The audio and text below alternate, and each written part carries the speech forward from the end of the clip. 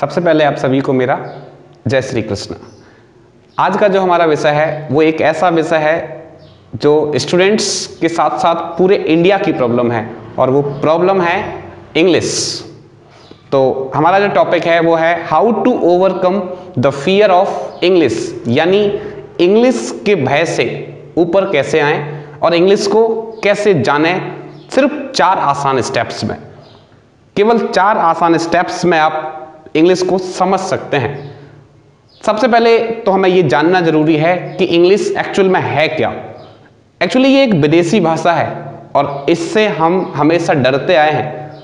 जब तक हम इससे डरेंगे तब तक ये हमें डराएगी। मैं आज आपको बताऊंगा कि कैसे हम इंग्लिश को बहुत अच्छे से बोल सकते हैं, because we can do anything.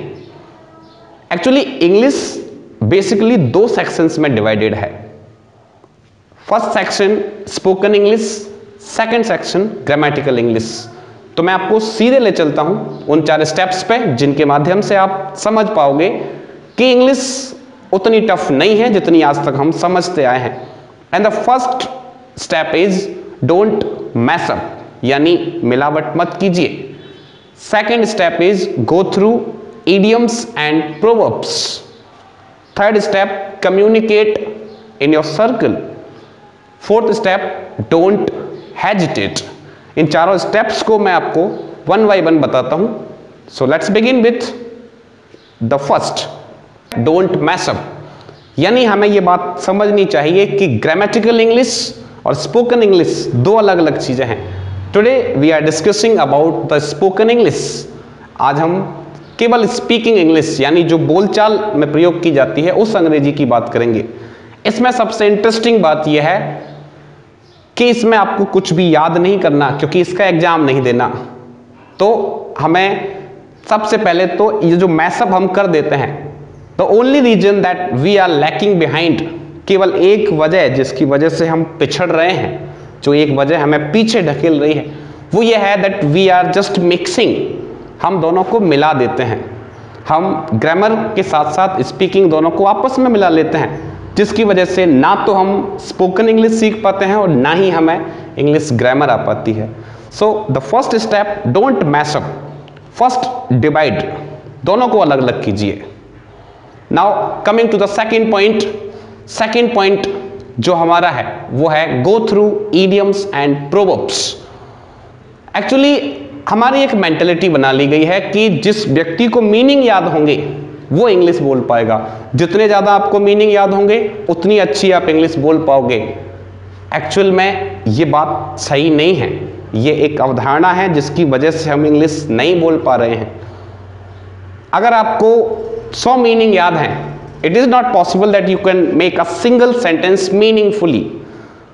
जरूरी नहीं है कि 100 मीनिंग याद होने पर आप एक अर्थपूर्ण वाक्य बना पाएं, but if you have 1 idiom you can create 100 of sentences. लेकिन अगर आपको एक कहावत या एक मुहावरा या एक idiom याद है तो आप उससे 100 सेंटेंस बना सकते हैं। So the second point that don't learn vocabs, don't go through meanings, just go through idioms and proverbs। और ज्यादा नहीं, केवल 5 या 10 जितना हम कर सकें। अगर केवल 2 भी करते हैं तो भी कोई दिक्कत नहीं। Just go through idioms and proverbs। उसको यूज करने से आप देखिए आपको कितना अधिक फायदा मिलेगा। And coming to the third point, communicate in your circle. You know this point is very crucial. सबसे महत्वपूर्ण पॉइंट यही है, क्योंकि मान लो हमने पढ़ा, हमने डिफ्रेंशिएट कर लिया, हमने idioms को पढ़ भी लिया, प्रोवर्ब्स को भी पढ़ लिया, लेकिन जब तक हम बोलेंगे नहीं तब तक हम इंग्लिश कभी नहीं बोल पाएंगे।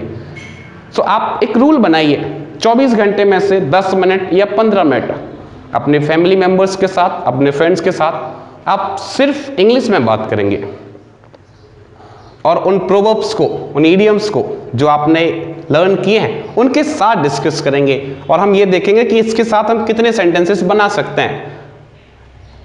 फिर आपको समझ में आएगा कि इंग्लिश उतनी टफ नहीं है जितनी आपने इसको मान लिया है। It's not that much difficult, it's quite easy to learn. इसको समझना आसान है, बहुत आसान है।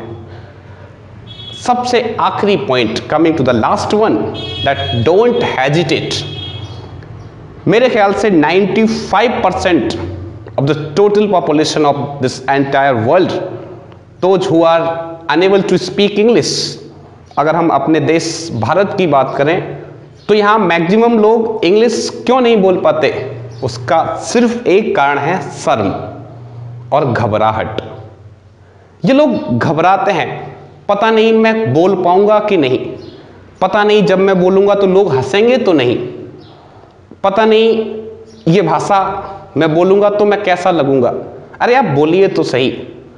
देखिए, कोई भी व्यक्ति हो, जितने भी व्यक्ति महान हुए हैं, उन्होंने जब काम शुरुआत किया था तो लोग उन पर हंसे थे और आज लोग उनकी प्रशंसा करते हैं, उनके लिए तालियां बजाते हैं। तो जो आखिरी पॉइंट है वो सबसे ज़्यादा इंपॉर्टेंट है। तीनों के तीनों पॉइंट तभी कारगर हैं जब हम आखिरी पॉइंट को समझेंगे कि आप घबराइए मत, आप बस बोलिए। सेंटेंस गलत हो रहे हैं, होने दीजिए, आप बस इंग्लिश बोलिए। आपको मैं एक इंटरेस्टिंग बात बताता हूं, 98% of the total English speaker in this entire world, इस दुनिया में 98% ऐसे लोग जो अंग्रेजी बोलते हैं वो ग्रामर के हिसाब से गलत बोलते हैं, लेकिन फिर भी हम उनको सुनते हैं। Actually this language is for what? भाषा किसके लिए होती है? जो भाषा का हम प्रयोग करते हैं, चाहे वो अंग्रेजी हो, चाहे वो हिंदी हो, चाहे वो मराठी हो, भाषा का उद्देश्य होता है भावनाओं को ट्रांसफर करना। तो आप एक्सप्रेशन को अपने साथ रखिए और बिना किसी डर के आप बस बोलना शुरू कर दीजिए, and believe me, you can do it in a better way. आप अच्छे से बोल सकते हैं, बहुत अच्छे से। और आपको इंग्लिश ग्रामर पर भी वीडियो चाहिए तो आप कमेंट्स के माध्यम से हमें ये बता सकते हैं।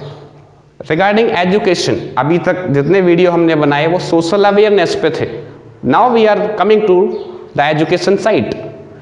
रिगार्डिंग एजुकेशन, किसी भी विषय, चाहे वो मैथ्स हो, चाहे वो इंग्लिश हो, चाहे वो रीजनिंग हो या फिर जीएस, जहां पर आपको प्रॉब्लम है आप हमें कमेंट्स में बताइए, हम उस पर आपको सेपरेट वीडियो देंगे। And share it with maximum number of friends. आप इसको एजुकेशन के रिवॉल्यूशन के रूप में लीजिए, इसको एक क्रांति बना दीजिए और इसको अपने सभी दोस्तों तक भेजिए, उनको जिन लोगों को लगता है कि इंग्लिश टफ है। यकीन मानिए, एक कम पढ़ा लिखा व्यक्ति भी इंग्लिश बोल सकता है। आप देखिए कितने सारे क्रिकेटर्स, कितने सारे एक्टर्स जो ज़्यादा पढ़े लिखे नहीं हैं लेकिन इंग्लिश में बात करते हैं। तो जो आखिरी बात है वो ये है कि इंग्लिश बोलने के लिए ज़्यादा पढ़ा लिखा होना, डिग्रियों का होना आवश्यक नहीं है। बस एक चीज़ चाहिए, वो है क्लियर मेंटालिटी और राइट स्टेप्स। आप इन 4 स्टेप्स को फॉलो कीजिए और इनके बाद आप देखिए कि कितनी जल्दी आप इंग्लिश में बात करना शुरू कर देंगे। पूरे वीडियो को ध्यान से देखने के लिए आप सभी का बहुत बहुत धन्यवाद।